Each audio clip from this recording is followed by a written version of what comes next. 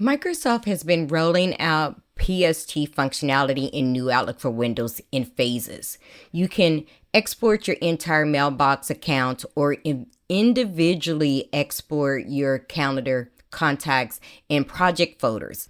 Also, if you don't see export in your new Outlook settings, watch this video, which will show you how to export and import into new Outlook using classic Outlook. Let's get started.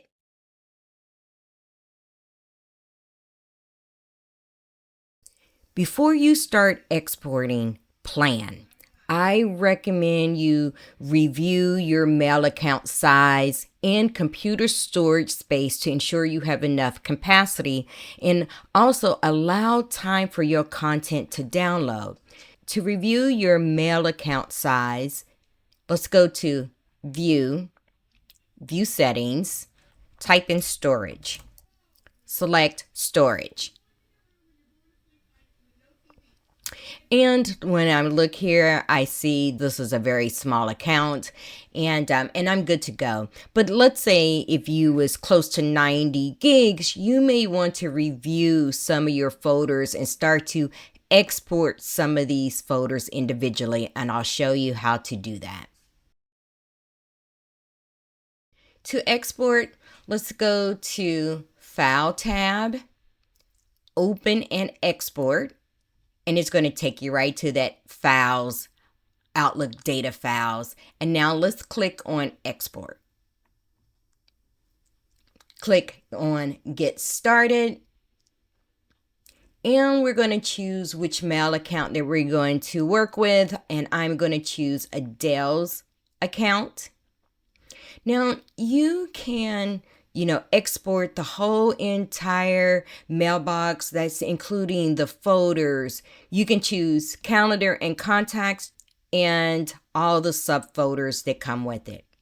Or while you're here, let's say you had a very large project that you only want to export this content from that folder, and the process is still the same. But I'm going to go ahead and export the entire mailbox and click on Next. It's asking, how do you want to handle duplicates? If you were saving to an existing PST file, you may want to say skip all the duplicates, keep both, which is going to make your file even larger, so you may not want to do that. Or you can say replace. Replace means that if you have a file there or a message that has a duplicate name, it's going to replace it. I will always say just skip that item. Do you want to set a time range for items to be exported? This option is going to export all items in your mailbox. Or you can say, I only want to choose items that is older than 1 year or older than 1 month. You have that option, but in this case, I'm going to choose all items and click on Next. Here you have an option to set recurring export. Do you want to repeat this every 4 weeks, or do you want to choose, every 100 days? Go ahead and repeat this step. This time around, I am not going to choose that. And we're going to save our file. Since this is the first time I'm downloading this, I will give it a name. If I was actually adding this to an existing PST, I could actually click on it and that information would download. As a best practice, give your PST a good name. For an example, I call this Adele V because I have multiple mailboxes that I manage. So I put Adele V, mailbox, backup, and the current month and year when I download it. So it's very clear what snapshot of my mailbox that I have. And let's press OK. Do I want to give it a password? Depending on your content and the sensitivity, you can go ahead and fill this in. For this case, I will not. And let's press Export. Tip: press it once. It is processing. I don't know why Microsoft didn't give us some type of in progress, because as you can see, I hit it twice and it downloaded.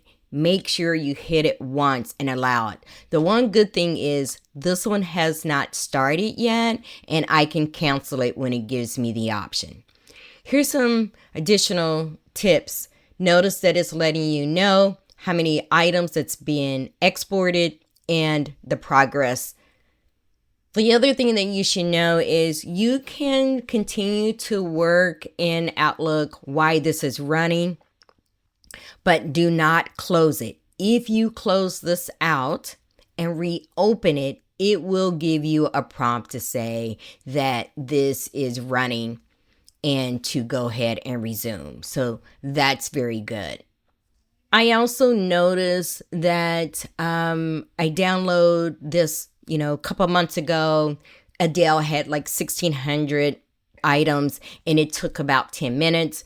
I ran my personal mailbox that was 5 gigs in size, and it took about an hour to run. So again, keep in mind, my mailbox is much smaller than folks who may have 30 gigs or 60 gigs mailbox that you need to think about when you want to download your PST files and allow it to run. Give it some time to run.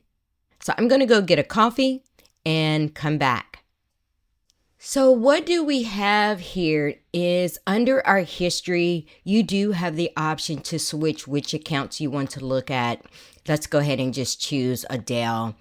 And I have 2 items here in my history with the same file name.